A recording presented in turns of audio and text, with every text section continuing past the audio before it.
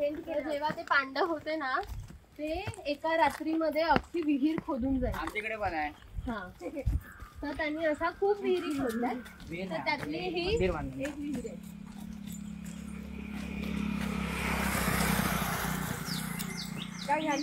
तिकडे मंदिर बांधलं नाही डोंगर कोण काय विहीर नाही पार्सल बनू शकतो. हे आता हे यांनी आता केलं. हा पूर्ण कातळ आहे म्हणजे कोणीतरी असा काळा दगड आहे.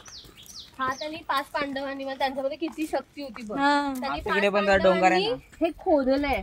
हे खोदकाम करून ही विहीर बांधले. खाली जाऊ नका पोरांनो. का नाही खाली गेलं. हे बघ हे कसे माहिती इथून उतरायचंय खाली आणि उतरून जाऊन ती तिकडे विहीर आहे. ती तुम्हाला तिकडून दिसेल. पुढे चला. चालेल मला तुम्हाला जायला जाऊ नका. नाही उतरत आम्ही फक्त बघतो इथून गुफा पांडवांची. कशा तिकडून दिसते तिकडून. चल पुढे कातळात खोदलंय. कळलं का तो बघ कातळ तो चिरा तो बांधकाम हे आता केलंय.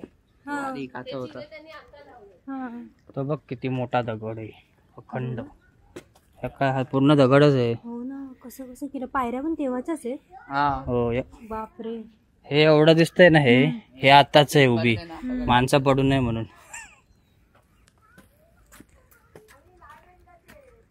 वायर वॉटरफॉल भेटतील. हा घेऊया आम्ही घेतो होते. विहीरच आहे ना. हीच तर विहीर आहे. अंगण काय ही विहीर आहे.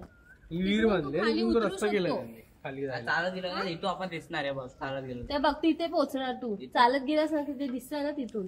आणि ही विहीर आहे खाली. केवढी खोल आहे ना. हा बस वाकू नकोस. नाही ते पडलं तिथून जाऊन घ्यायला लागला तुला.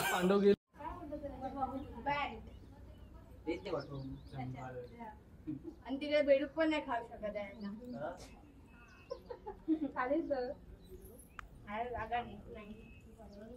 पाणी कसं आहे तिकडे.